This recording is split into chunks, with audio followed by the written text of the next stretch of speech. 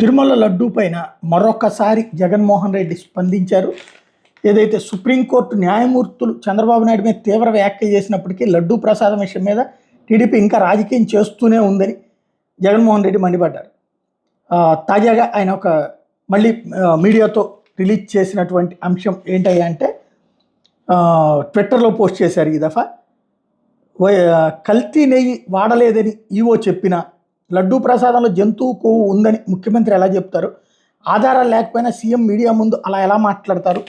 ఒకవైపు విచారణ జరుగుతుండగా ఆ వ్యాఖ్యలతో సిట్ ప్రభావితం కాదా?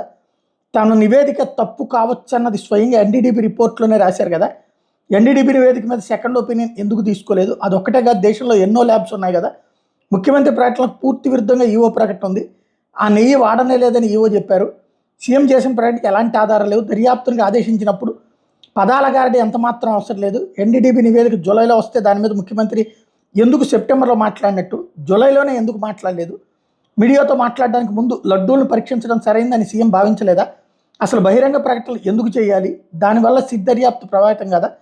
అది కోట్ల మంది మనోభావాల్ని దెబ్బతీస్తుందని తెలియదా అంటూ తాజాగా మళ్ళీ మెన్షన్ చేసుకుంటూ వచ్చారు. ఏదైతే ఎఫ్ఐఆర్ సెప్టెంబర్ 25 రిజిస్టర్ చేస్తే అంతకుముందే సెప్టెంబర్ 18 ముఖ్యమంత్రిగా ఉన్న వ్యక్తి స్టేట్మెంట్ ఇచ్చారు.